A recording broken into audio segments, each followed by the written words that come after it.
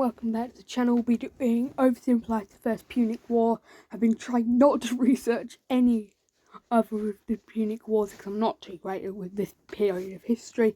So yeah, let's get on with the video. This video was made possible by NordVPN. Of course, click the link below and get an exclusive deal with a huge discount and a 30-day money-back guarantee.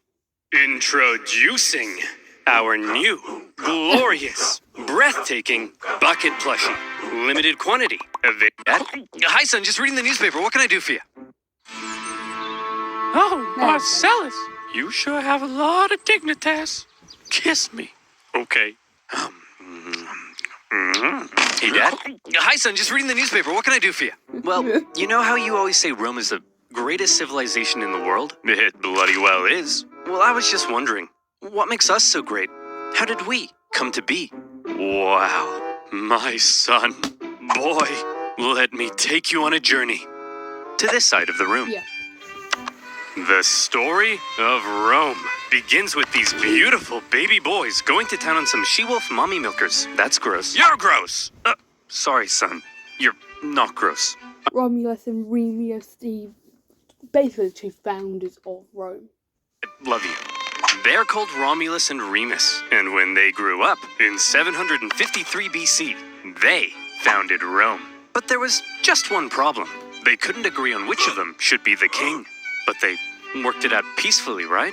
Oh, heavens no. Romulus... Yeah, Romulus caved Remus' head in with a shovel because, well, Romulus wanted Rome. Caved Remus's skull in with a shovel. Here's a picture. Our first king committed fratricide? Yeah. I know. Look at his face. When's the part where we become the greatest civilization, Dad? Well, you see, at first Rome was full of men. Oh, yeah. I'm talking like a real sausage party. You know what I mean? Yes, sir. So we invited some neighboring cities over for a big feast. And then we literally kidnapped all of their women. And that is how Rome became the greatest civilization ever, according to the Romans. Here's a picture. Look at that one. She's like... This is messed up. Of course, not actually painted at the time. Painted during the Renaissance, about... I would say about 1,000 years afterwards. You're messed up! Ugh. Sorry. After the I'll actual be a event. better father.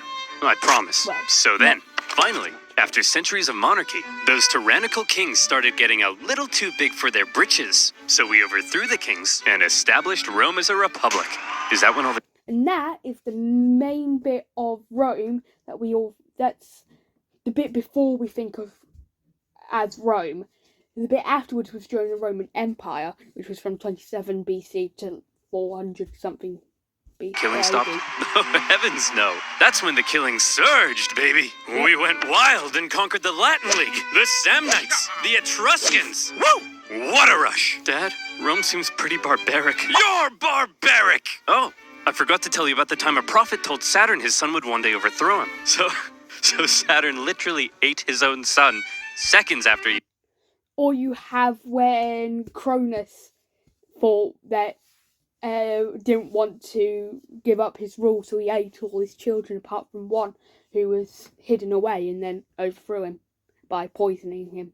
I think it was in the end. He was born. I don't want to see a picture. Here's a picture.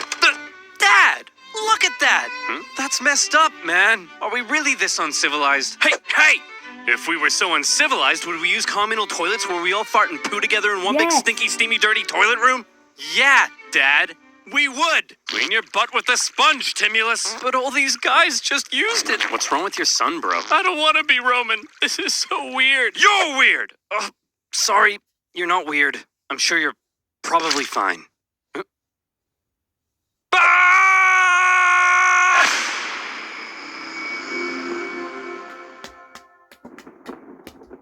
The Roman Republic, a nation that, since its foundation, had been stabbing necks all the way down the Italian peninsula. Well, not really. You also had the times where they launched Christians over city walls. But this isn't the famous Roman Empire that ruled the known world. Not yet anyway. This is a relatively juvenile Rome, still just a regional power. In 264 BC, the big daddy of... And the Roman Republic kind of created the modern sort of Italian borders. The Western Mediterranean Almost. was Carthage. Let's rewind a bit. Carthage was founded in 814 BC when some Phoenicians in Tyre had a mega surplus of goods and decided to export those goods across the Mediterranean. They became the dominant trading power in the region, and to support their growing trade network, the Phoenicians established a number of colonies, one of which was Carthage. Therefore, Carthage began its life as a Phoenician trade colony, and the Carthaginians were actually Phoenicians, or, if you're a Latin-speaking Roman, they were Punic. Hence, And then Carthage kind of broke away, almost. the name of the video. Over the centuries, Carthage gradually expanded and became the region's base of power. Just like Rome, Carthage was a semi-democratic republic with its own senate and judiciary. Yep. But there were also some pretty hefty differences between the two. While Rome was big into farming and stabbing people in the neck, the Carthaginians, on the other hand, just like their Phoenician forefathers, had built their power through trade and navigating the waves. They went here. Rome was more self-reliant, and Carthage was more reliant on others. Here and there, selling ivory tusks, gold, and slaves. And as a result, they were rolling in it. Whenever they weren't busy swimming around in their copious hoards of money, in their spare time, they also possibly enjoyed sacrificing their children to Baal, the god of... Well, yeah, most civilizations at this time had their gods, which they sacrificed animals, people, children too. Let me just check my notes. Ah, yes. Plant fertility. Oh boy, these figs aren't looking too hot. Maybe if I throw my son into a burning pit of fire, they'll grow. Have you tried watering them, Dad? I'll No, do we'll that try after. that second. As a result of all their trading, Carthage had emerged as one of the Mediterranean superpowers. But wait, they said. Rome? What the heck is that? Well, I know it's a pretty obscure little country that you've probably never heard of. But this spunky young nation was about to upset the entire region's balance of power. In 5 seconds, you can skip this ad, but what you can't skip is climate change. Here's what I you already can do used about it right and it didn't now. work. Initially, the two sides enjoyed relatively friendly relations, and had even signed a couple treaties. But it was a relationship that was practically destined to turn sour. See, Rome had a thing where they liked to aggressively expand their boundaries, Yes. often viewing such expansion as a defensive act. Kinda like when you kill your neighbor, because you knew eventually they would have tried to kill you first. Meanwhile, Carthage was extremely protective of its wealthy trade network.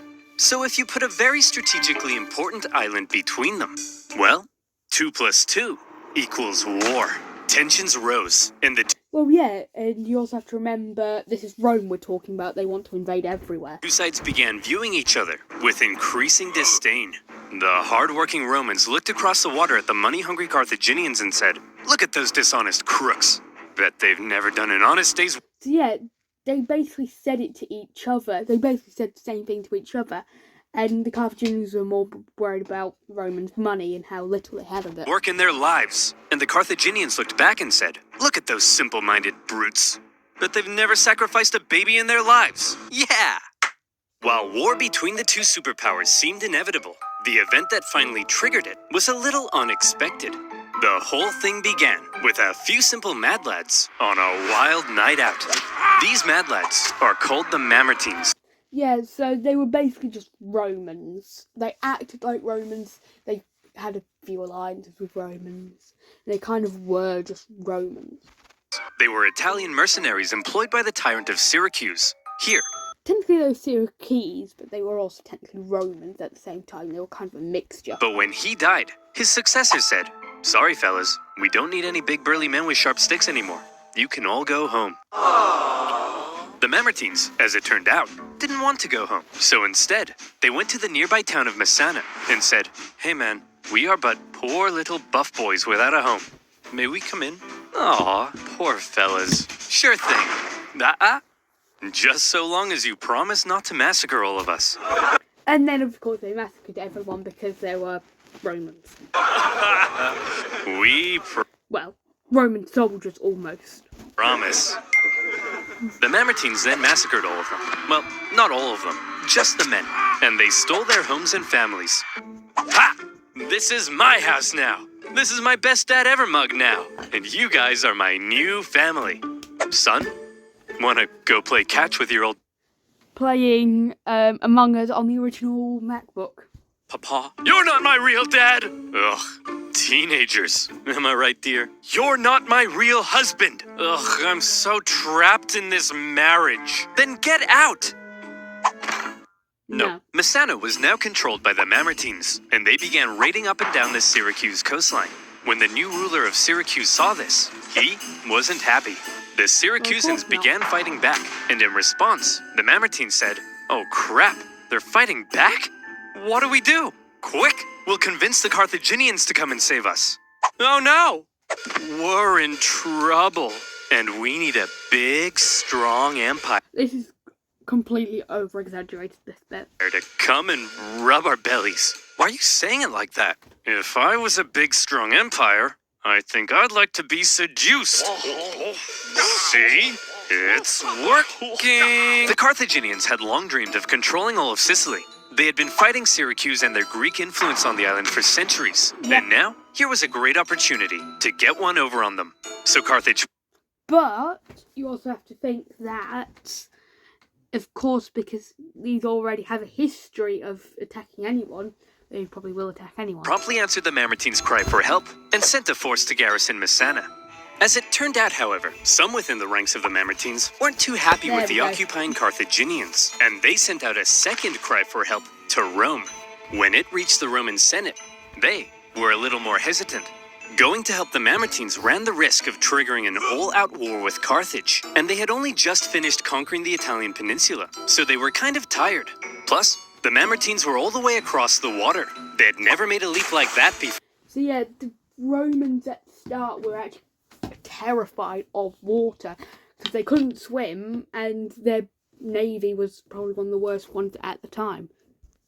So you would assume that to avoid any conflict with Carthage, the exhausted Romans would probably sit this one No, they would try and invade. That's what I think. out. But you would assume wrong. Rome just couldn't resist a good chance for war. Why? Against Carthage. Well, there's something you gotta understand about Rome. See, This as is a what I've been republic, alluding they were to. hell-bent on preventing any one man from ever gaining too much power. And so rather than having one leader, Rome had two, called consuls, who shared power. These consuls could also only serve for 1 year at a time before new consuls were elected. These measures to limit the powers of the consuls were noble, but had an interesting side effect. The consuls knew they had just 1 year to try and gain as much glory and prestige as possible, Yeah. something that was very important in Roman society. And the best way of gaining glory and prestige? Military War. victory, of course. The Roman political system basically ended up And that is why that's why at the start of the Roman Empire, everyone wanted to invade Britain because it would be a major military success. encouraging these consuls to go out and be as aggressive as your Italian grandmother when you don't eat all the spaghetti. And so the glory-seeking consuls convinced the people to vote in favor of going to Messana. And in they went. Welcome, Administrator. On behalf of the God. Nakatani Chemical Corporation, I would like to remind you that hard Upon the Okay. arrival of the Romans, the Carthaginians in the city, amongst the confusion, were forced to leave. Now in contrast Well, yeah, they didn't know what was going on, so just had to listen so that they weren't stabbed in the throat. to Roman aggression, the Carthaginian military had a slightly different philosophy. All right, Maybe. kids, listen up. If you want to grow up to be Carthaginian military leaders, there's a few things you have to understand. If you fail to succeed on the battlefield, that's a crucifixion. Showing cowardice, that's a crucifixion. Hello, sir. What are you doing here? Aren't you meant to be in Messana? Yeah, but the Romans showed up. So you just left? Sure did. Crucifixion. Oh, you better believe that's a crucifixion. The Roman consuls were awarded for victory, and therefore tended to be aggressive go-getters. By contrast, the Carthaginian generals were brutally punished for failure, and so they tended to be more cautious and restrained. This dynamic is helpful for understanding some of the crazy things that That is why the Romans often won, but lost more people, because they were aggressive, they would attack, and the Carthaginians wouldn't, and would just sit there almost. Happened during the Punic Wars. So, the Romans have crossed over to Messana, and now there was some red on the island. Hit that panic button. This turn of events was unacceptable to both Carthage and Syracuse, so the traditional enemies teamed up to kick the Romans off their island. They surrounded the city and said, started to "Hey, attack each other. you jerks! This isn't your island! Come out of there at once!" "Okay, we're coming!" See, Phil, you just... But you also have to remember the Romans are much stronger than you are and are ready to attack. gotta speak with authority. That's what being an alpha male's all about. Hey, man. Oh, you brought your weapons and armor? No, I didn't mean... Exactly. Oh, crap. Out the Roman legions came to engage the Carthaginians in battle, and they sent them packing. With the Battle of Messana, whether intended or not, by going to help the Mamertines, the two sides had just slipped into an all-out war. Yep. With the initial Roman victory, towns across Sicily, including Syracuse, began switching allegiance, because being a winner is more fun. But the Carthaginians And that is what happened with Italy during World War One. Italy never changed. weren't about to just give up that easily. In 262 BC, they began building up their forces at Agrigentum. So the Romans, being aggressive go-getters, aggressively go-got them. The Romans immediately laid siege, hoping to starve out the Carthaginian garrison. However, As per usual with Roman tactics when surrounded by a when outside a walled city. because this was the first time Rome had been fighting outside the Italian peninsula, across the water, they struggled to supply their forces. And before long, the Romans were as starving as the Carthaginians they were besieging. They had to forage for food, leaving them open to ambush. And when Carthaginian reinforcements arrived, creating a double siege, things got really bad.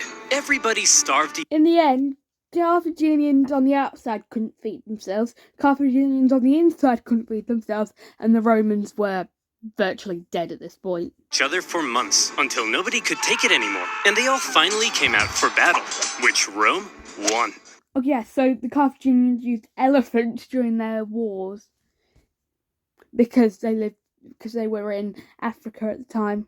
Here's the report from the recent siege at Agrigentum, sir. We killed 30,000 No, it was the other way around actually. Yet it was still a Roman victory. It was such a weird battle. while only suffering 7,000 losses? That's amazing! We're the best! Yes, sir. Whoops, those are the wrong way around. What? We lost 30,000?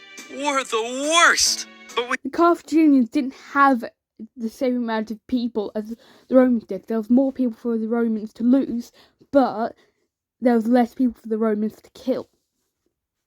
won, right? Yes, sir. But we also got our asses kicked. Yes, sir. So are we the best or the worst? Yes, sir. Yes, sir. The Romans won at Agrigentum because they were aggressive go-getters, and they now began eyeing up the possibility of conquering the entire island. But they also suffered very heavy losses, and it was clear they couldn't sustain a campaign if they couldn't supply their troops. Here's the issue. Sicily was an island. Islands are surrounded by water.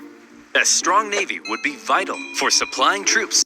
So yeah, the Carthaginians had the strongest navy at the time versus the Romans with the weakest. There was no way that the Romans could have done anything at all to be able to supply them that easily if Carthage just surrounded Sicily with their navy. And unless Rome gets one of Carthage's boats and copies it. Winning the war. Here was Carthage's navy, and here was Rome's. I think you can see the problem. Historians debate just how much naval experience Rome had at this point. Presumably, they must have had something to defend their shoreline. But whatever it was, it would have paled in comparison to the Carthaginian juggernaut. And so Rome had to figure out exactly what to do about all this water. Come on, men. We're not gonna let some pansy candy-ass water get in the way of our glorious victory against Carthage. Charge! Exactly. Tell my kids I love them. We're gonna need a bigger boat. What's a boat? I don't know. If the Romans wanted to win this war and obtain Sicily, there was only one thing for them to do.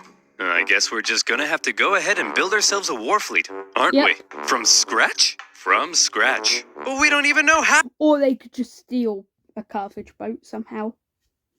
Oh, never mind how to fight with one. Don't worry, Hank. We're up to the challenge. Come on, guys. We're Romans, and Romans aren't afraid of anything. And so, the Romans worked long and hard trying to figure out how on earth you actually build the latest style of warship. Yep. In the end, they had a bit of luck on their side. A Carthaginian quinquereme ended up accidentally grounding on Italian soil. The Romans found it and copied the design. While the new fleet was being built, the Romans trained rowers on land. And would you believe it? The Romans put together a full fighting fleet of 120 warships. You might notice that sort of bit at the front that was used for ramming, but the Roman ships didn't have it. So In just you kind of have to knock that bit off. 2 months. A staggering feat. Now, I know what you're thinking, but oversimplified. If the Romans can build a war fleet from scratch in 2 months, then why does it take you half a year to make a video? Well, my valued subscriber, I think you should shut up. What the heck? How on earth did the Romans learn how to build a war fleet? This shouldn't be happening. From what I hear, they copied the design from us, sir. Well, how on earth did they get the blueprint, Carl? I don't know, sir. But I'll tell you what. If you're worried about people stealing your data, NordVPN. no. Putting your VPN things. Time to put it to the There we test. But how does one wage ancient naval warfare? Easy. All of the ships had giant bronze rams on the There we front, go. so all you had to do was outmaneuver the enemy and And give him ram the into jimmies. Easy as pie. But the Carthaginians knew how to do that. The Romans didn't. And so the aggressive Romans set out for some good old-fashioned jimmy giving. The consul, Gnaeus Cornelius Scipio, set out for the town of Lipara, believing the garrison there wanted to join the Romans. As he entered the harbor, however, he found himself trapped by a Carthaginian fleet. There we And in go. the following skirmish, he was completely outmatched. The Romans may have had a brand new fleet, but when it came to engaging an actual They didn't actually know how to use it, therefore meaning they couldn't actually do it. And that meant that they were often that they couldn't engage in naval battles. And that is how at the start of the war they started to lose the war. combat, their inexperience showed. There was just something better about the Carthaginian ships. The Carthaginian rowers had nicer abs. The entire Carthaginian Empire had been built on expert seamanship. So, when it came to water, the Carthaginians were better, and the Romans were wetter. In their initial skirmish, the Romans were beaten so badly that the consul, Scipio, was given a nickname, Asina. And if you're wondering what that means, just drop the Ina. So what were the Romans to do? How could they possibly stand up to this Carthaginian superpower? Well, there's something you gotta understand about the Romans. No, Back when they found that that's it. Carthaginian ship and copied its design, that wasn't a one-off thing. Copying their enemies was as Roman as punishing murderers by sewing them into a leather pouch with a monkey, snake, and rooster, and then throwing them into a river, which is a thing they did. Wait, what was I talking about? Oh yeah, copying their enemies. Many. And that is actually how they won a lot of their battles, by copying them, and from copying them, knowing their weaknesses, and then exploiting them weaknesses. Of the most famous Roman inventions were actually borrowed. Aqueducts, chariot racing, their gods. Even in warfare, the Romans would get pierced by a Sabine javelin, and they'd be like, wow. They'd get hacked to bits by an Iberian sword, Yep. and they'd be like, wow. And they'd copy the designs for themselves. However, they wouldn't just copy it. They They'd make would it advance better. it, finding ways to adapt it as perfectly as possible. And in the case of naval warfare, the Romans realized if they wanted to beat the Carthaginians at their own game, they would have to adapt. The Romans excelled at combat on land, Yep. not on water, but Which meant that they wanted to first then, meant that they can engage on combat on the ships. So they had to board the ships, so they created a sort of hook which would ram into the boat, and then they could climb across it and then fight on the boats. what if, they said, we could somehow turn a sea battle into a land battle. Sounds crazy, right? Well, they made a couple of tweaks to their warship. That's And what I was talking about. look, here they come again. They must love getting their asses kicked. Sir, what's that toll thing? But that tall thing, the hook, was also meant that they actually toppled over sometimes when it wasn't used. Sticking out of their ships. They really are idiots. Look at that thing. That'll make them blow over. I In mean, a crosswind, it actually did. look at... Bob! Bob! Get your camera out. Take a picture of it. I mean, how stupid can you be? Let's just add a big wooden tower to our And that's actually what they thought, the Carthaginians thought at the time, because they knew what a naval battle was. ship that'll weigh us down and blow us over in the wind. I mean, what does that thing even do? That's what it does. The Romans had built a big swinging spiked gangway called the Corvus. So when the Carthaginian ships approached to ram them, the Romans would just slam them. The Carthaginians tried going around. No problem. The Corvus swiveled. could swivel. Try going behind. The Romans would huddle to the coastline. It was foolproof. Those big, sexy Carthaginian rowing muscles could flex all they want. But there was one way they could still win is by getting behind them, blocking the coast off, and then going forward, ramming them from behind. But they were no match for the Roman mind. So ladies, you see, what really matters is what's on the inside. Please go out with me. And with that, the Romans, who had only just recently began dabbling in the art of naval combat, thanks to their ingenious Corvus, had just managed to outclass the Mediterranean seafaring superpower. The Carthaginians were stunned, and the general in charge of the defeated Carthaginian fleet, well, you better believe that's a crucifixion. With their newfound control of the seas, the Romans could now more easily blockade coastal cities and supply their legions on land. Surely, the Romans were now free to unleash their aggression all over the island. And it meant that they could now take over Sicily. Haha! Hey Carthaginians, what are you gonna do now that we're free to rampage across the island? We're gonna go inside these walls and close this gate. Oh, come on, guys. Stop messing around. Come out so we can kill you. No. Oh, come on. No. Fine. Oh, no. To counter the new Roman supremacy, the Carthaginians decided to engage in a defensive war of attrition, forcing the Romans to engage in siege after lengthy siege. Which meant that it just wore down moral, and the consuls absolutely did nothing in their time as being leader, and people started not to trust them, and the Carthaginians had food stocks. War in Sicily became a long, hard, back-and-forth slug. One by one, cities slowly fell as the Romans gained ground. Occasionally, the Carthaginians countered and even pushed them back, only for the Romans to rebound again. And whenever a city did finally fall, the Romans could delight in slaughtering the entire population and selling any survivors into slavery, which was pretty standard procedure at the time. It really was. In general, And the campaign on land was it was for, I think, almost a millennia afterwards. progressing much slower than the Romans had hoped, and quite frankly, they were getting sick of it. So in 256 BC, they decided that something had to change. Hey everyone, my name's Marcus Attilius Regulus, and I'll be one of your consuls for this year. Look, as I'm sure you all know, Sicily's being a bit of a drag. Sure, I could go and spend my entire year as consul besieging one single city, but they'll never make a naked statue of me for that. So here's the new plan. I'm gonna skip Sicily entirely, take my army, and go right for the heart of Carthage And it worked. Carthage was sieged anyway. itself. I'll slaughter the men, enslave all the women and children, and when I return, you'll all build 1,000 naked statues of me.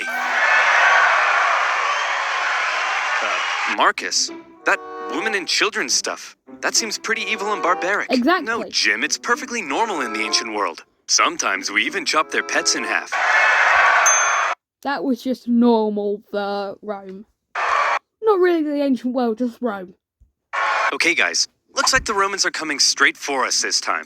And what will they do when they get here? Kill them They'll all. kill us all.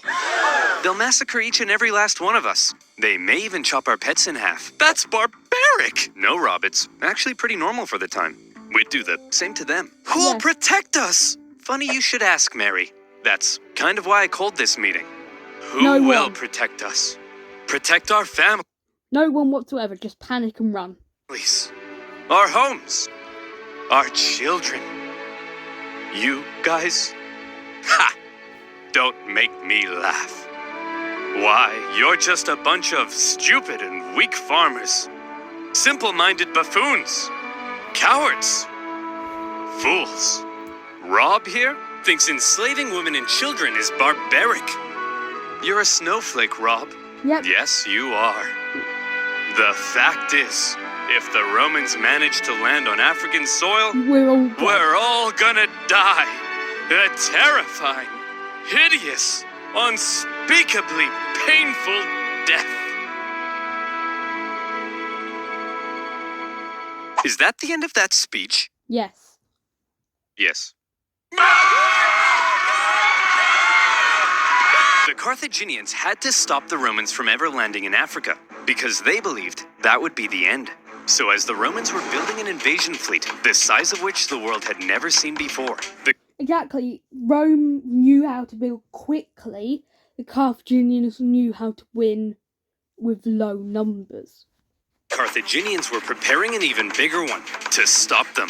And in 256 BC, as the Roman invasion fleet made its way south, the stage was set for a humongous battle that saw 680 warships, around 300,000 men, fighting to decide the course of the war. To this day, the Battle of Cape Ignomus It is one of the largest naval battles ever in ancient history. remains possibly the largest naval battle in human history, all the way back in ancient times. So the next time your granddad tells you about the time he sank a Japanese aircraft carrier, kick him in the nuts. The Romans had a lot riding on this battle. They weren't just sending their warships, but transports as well, full of supplies and horses for their invasion of Africa. They therefore formed a protective wedge-like formation to punch through the long Well, yeah, when you're defending, you want to be in a straight line, so that you can easily surround them. When you're attacking, you want to go in an arrow formation, so that you can penetrate. thin Carthaginian line.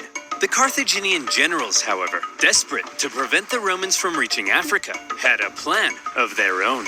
As the Roman fleet approached, the Carthaginian center feigned a retreat, luring the Romans in so their outstretched flanks could envelop them and get around the Roman corvus. What I said. A clever plan. But with such a huge battle and so many ships crowded together, the Carthaginians struggled to maneuver as hoped. And in the chaos, 3 separate battles emerged across the huge battle space. With the number of ships limiting their ability to maneuver, the Carthaginians became sitting ducks, and all the Romans had to do was start swinging. The Roman center came out on top, and were then able to turn around and rescue their pinned down flanks. The And that is how a Roman would win a battle. Battle of Cape Ignomus was a Roman victory. 2 10-year-old girls went missing yesterday evening in the small town of Soham, Cambridgeshire. After the gigantic battle at Cape Ignomus, the Romans were now free to land on African soil. And so, they did. The Carthaginians And started moving their way to Carthage. chose to focus on defending the city of Carthage itself. So the Romans immediately took the city of Aspis, and were then free to raid and plunder the countryside. They took over And they managed to move quickly because they just had to live off the land. 20,000 slaves and a ton of booty. But then, some orders arrived from the Senate. Plushie. Send home the booty.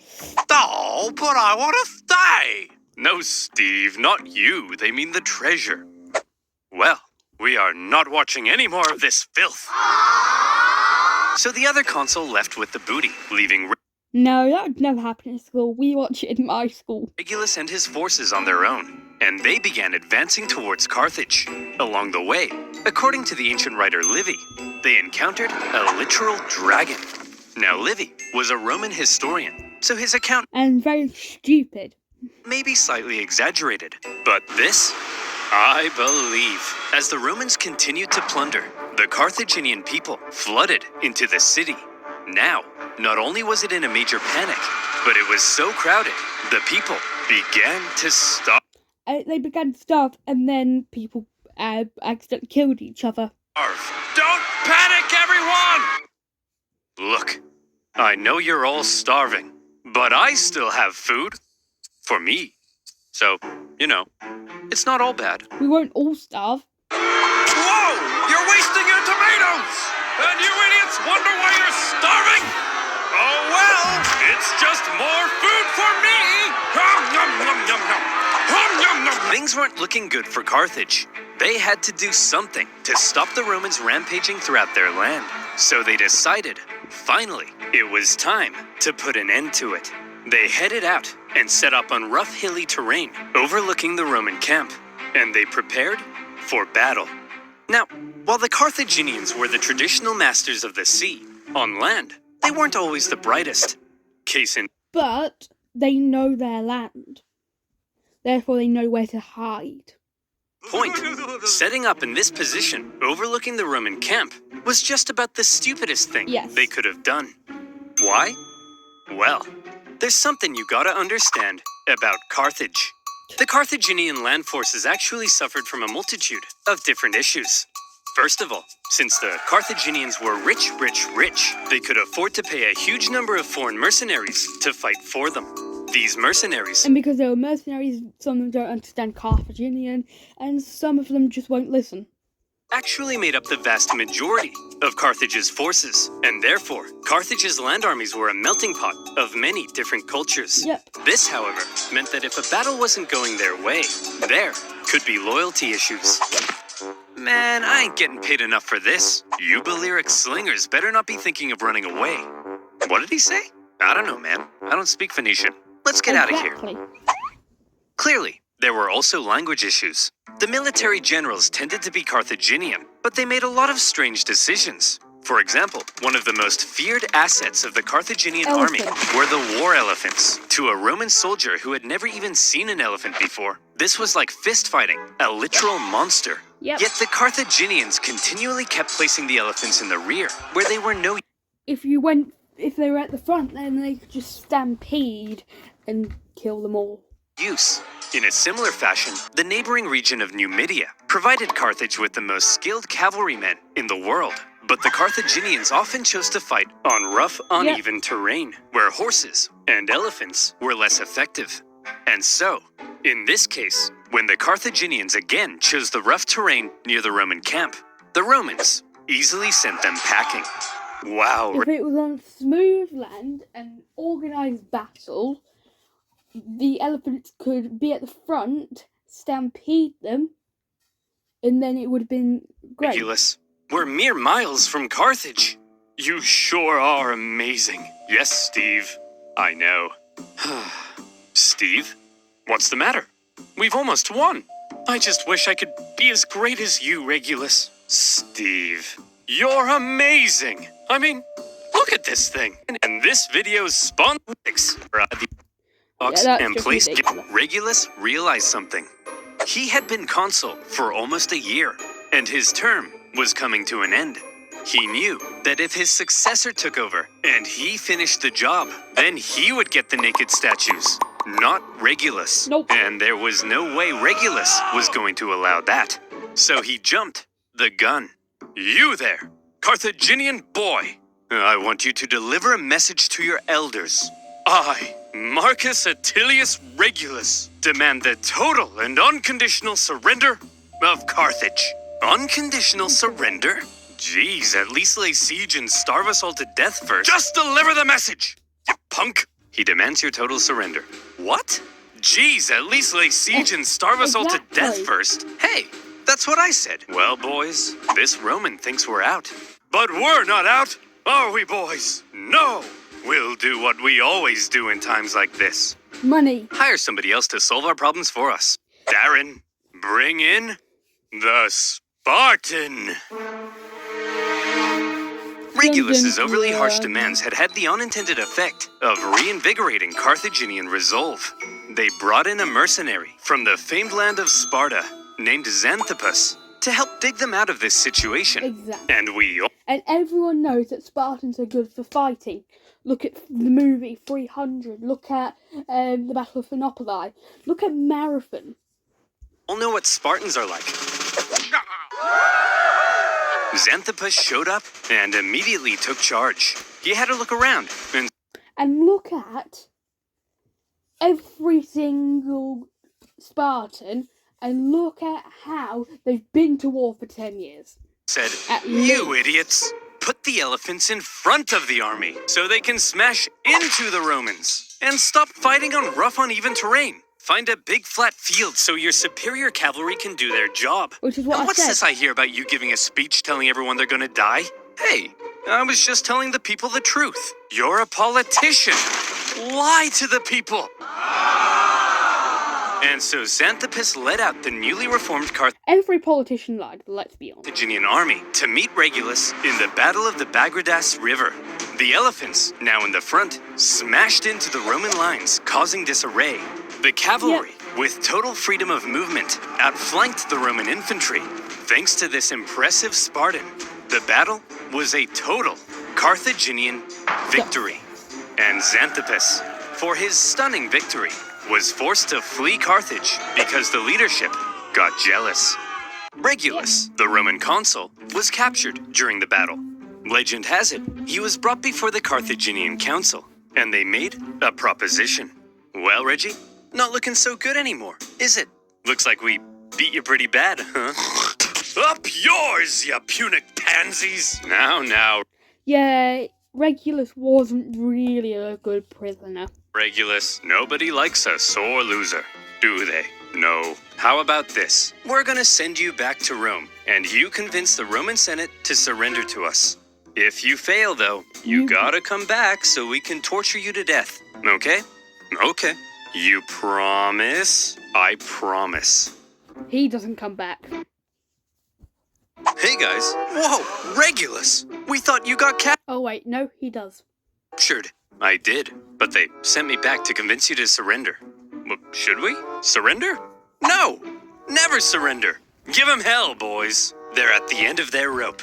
Anyway, I gotta go be tortured to death now. What? Yep, part of a deal I made. It's a long story. Oh, hey, wait! Regulus! No, it's cool, guys. I promised. Regulus! This is ancient times. We massacre entire populations. We chop pets in half. You can break a promise. No, Tim! You never break a promise. And he didn't. That's too far. And so, Regulus went back to Carthage and was tortured to death.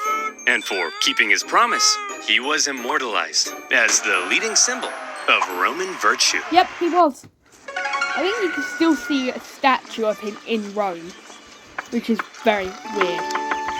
He was immortalized as the leading symbol of Roman virtue. Meanwhile, after their defeat in Africa, the remaining Roman survivors, still in Africa, were still in Tried to Africa, flee. and they needed to be rescued. So the Romans sent their fleet to pick him up and bring him home. They successfully fended off a Carthaginian fleet, Yep. grabbed the survivors, and made their way to Sicily. A great success. But then, things took a turn for the worse. Sir? That cloud looks kind of angry. Fear not, coward.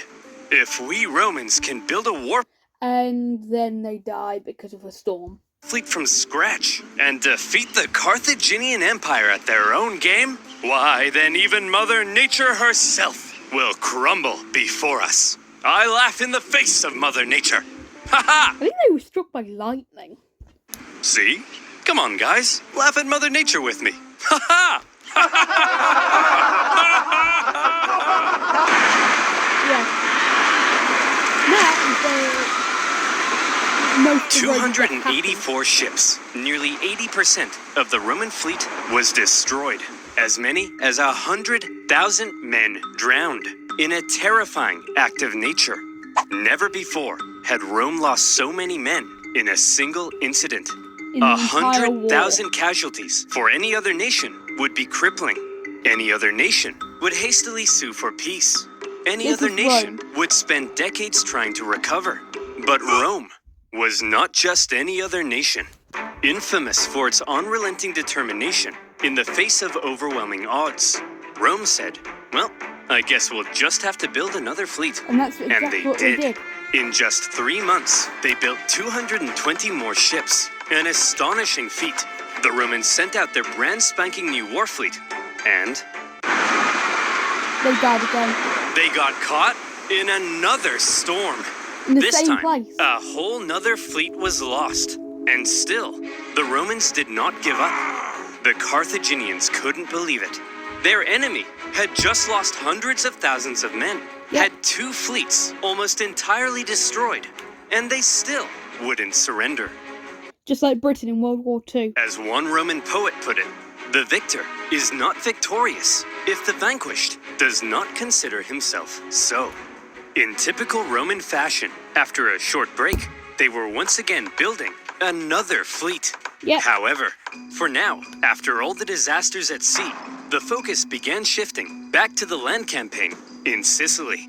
The Carthaginians, overconfident from recent successes, attempted to retake Panormus, but the Romans countered the terrifying war elephants by throwing stuff at them and scaring And one thing they also did was send flaming pigs towards the elephants because apparently they were afraid of pigs and fire. them away. Having stopped the Carthaginian advance, the road was now open to the final Carthaginian stronghold on the island, Lilybaeum. Yep. Lilybaeum was an extremely well-fortified city. In 250 BC, the Romans laid siege. The Carthaginian defense, however, was fierce, and skilled blockade runners kept the city supplied. Progress Yeah, so they actually destroy the Roman naval ships and then just get food to the port. was so slow that the siege would last another 9 years. To make matters worse, the Carthaginians later sent possibly the greatest military general of the time, Hannibal. a man named Hamilcar Barca, to the island. He engaged in a skillful campaign of guerrilla warfare behind enemy lines, and for the remainder of the war, he was a Almost like in Vietnam. major thorn in the Roman side. For now, with the deadlock siege at Lilybaeum and the new Roman fleet at sea, things seemed to be at a standstill, and the Romans had to do something to break the deadlock. Thankfully, the Roman consul, Clodius Pulcher, had an idea. He tried to get He things always has moving an by idea. attacking the Carthaginian fleet at Drepana. Now, before a battle, to predict if they would win, it was common for the Romans to look for signs from the gods. Or to put a chicken on a boat and see if it would eat the seeds. Wait, This could mean no, I think that's Carthage. observing the weather, or inspecting some cow livers. You know, typical religion stuff. In this case, Pulcher reportedly it tried was to feed this some one. sacred chickens, but unfortunately for him, they wouldn't eat a crumb. A very bad sign. Well, he said, And they had no morals, so I think they lost because they had no morals in the end.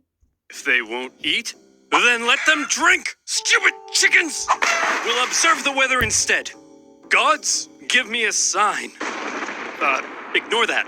Okay, how about this? If I can get this piece of paper into that trash basket, we'll win. Okay, if I can stand here silently for 5 seconds and do nothing, we'll win. Dagnabbit! Pulcher chose to ignore the signs from the gods, and in the following battle, the superior Carthaginians tore them to shreds. It also didn't help Listen that by to the now the gods. Romans had removed the corvus to stabilize their ships, and without their secret weapon, it was a disaster, and Pulcher was disgraced. To make matters worse, the victorious Carthaginian fleet then went on to intercept a Roman supply fleet on its way to Lilybaeum. Yep. As they approached, however, they saw the signs of an incoming storm, so they took shelter. The Romans, on the other hand, said, "Onward, men!" And were instantly destroyed. Set sail. We've got to deliver these supplies stat. But sir, those clouds. Don't you think we ought to have learned our lesson by now? Yes, Brian, we ought to have. But We haven't. we haven't. Another fleet and 50,000 men lost in another storm. Disaster. Now, at this point, there still really isn't a clear winner.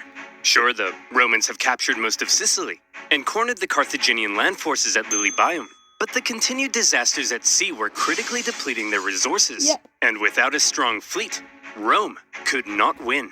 Meanwhile, Hamilcar Barca was still knocking about and creating even more problems. So, where do we go from here? How does this war finally end? Oh my god. Why is there so many ads? Creating even more problems. So, where do we go from here? How does this war finally end? By now, the two sides had been fighting for 23 years. Yep. They were exhausted. Their money, their resources, their strength were all utterly spent. The Carthaginians in particular were eager to see the war end so they could get back to trading and making money. Exactly. So after the latest Roman disaster at sea, they said, look, there ain't no way in heck the Romans can come back again. They can't possibly afford to build another fleet. They're done. That's it. Recall the navy, repurpose them as merchant ships, and let's get back to making some money. And then they make another fleet. Assuming the Romans would soon make peace, an anti-war faction within the government recalled a large portion of the navy, leaving Hamilcar on his own. The victors appeared to be declaring themselves victorious. Meanwhile, the vanquished were getting ready for round 5. The Romans built another fleet, this time heavily relying on patriotic donations from the upper classes From the upper classes, they mean the Senate. to afford it. And once again, they put to sea. Sir, the Romans have built another fleet. Oh, for goodness sake, Clarence, can't you see I'm busy rolling around in this pile of money? But sir, I don't care anymore, Clarence. I just don't care. The Carthaginian politicians made a fairly lackluster final effort with a poorly built fleet to supply their forces in Sicily. But when the brand new Roman fleet caught them at the Battle of the Aegates, even without their signature corvus, they dealt them the final blow. Yep. And that was that. 23 years of war. Neither side could afford to keep fighting, but the Romans showed that they intended to anyway. The Carthaginians had no choice but to throw in the towel. The war had been long and hard for both sides, but in the end, it was Roman determination that won the fight. The Romans had spent the entire war trying to find a way to deliver the knockout blow. They learned how to build a fleet and engage in naval combat. They developed ingenious new ways of waging war. They attempted an invasion of the Carthaginian heartland, and whenever disasters struck them, they always came back, again and again. And that is called determination, and that's how you win a war, apparently. The Carthaginians, on the other hand, spent the entire war watching whatever Rome did, and then figuring out how to respond. They were much more passive, and so, it's no wonder then that when both sides were close to collapse, Rome was the one who figured out how to go that little bit further. In 241 BC, the Carthaginian politicians sent word to Hamilcar Barca that he was on his own and could choose to make peace with the Romans if he wished. No. Hamilcar was stunned. He felt betrayed by the politicians. Some sources say he refused to even negotiate. Nevertheless, terms had to be drawn up. Well, Hammy, I'm glad you Carthaginians have finally come to your senses and recognized who the true winner is. How many fleets did you lose? Okay, That's it. here are our terms. You leave Sicily to us and return all of our prisoners. You're not allowed to make war against Syracuse or her allies, and you have to pay us 2,200 talents of silver over the next 20 years. No. What's a talent of silver? Well, to put it in perspective, in the year 2022, that'll be worth around, let's say, 40 million US dollars. Ay caramba! That will cripple us! Wow, Yeah. we got a real smart guy over here. Yeah, that's kind of the point, you dingus. Ugh, I guess I have no choice. I accept. Great! Oh, by the way, we changed our minds. You actually have to pay us 3,200 talents of silver over 10 years. Thanks for accepting. Dude! See you later. Hey! You didn't let me say uncool! He didn't let me stay on cool. The treaty was Exactly. extremely punishing, and by switching up the terms at the last minute, they enraged the Carthaginians. But still, one of the longest and deadliest wars at the time was finally over. Yeah. The Romans had won. They achieved their aim of gaining Sicily, and even though it wasn't part of the peace deal, they took advantage of a weakened Carthage and grabbed Corsica and Sardinia as well. Roman expansion beyond the Italian peninsula had just begun. The Romans hoped that now the Carthaginians would forever be under their thumb. Unfortunately, the harsh terms they placed on the Carthaginians at the end of the war left a growing anger, one that would come back to haunt them. For 2 more One wars. day, Carthage will have its revenge. That's nice, dear. I'm serious, woman. Maybe not in my Why is someone watching Drew? lifetime, but perhaps in his, my beautiful son. You are born into a momentous destiny. You shall be Rome's greatest enemy. You'll tear Rome limb from limb. You'll burn their pathetic city into the ground. You'll slaughter their people, men, women, and children.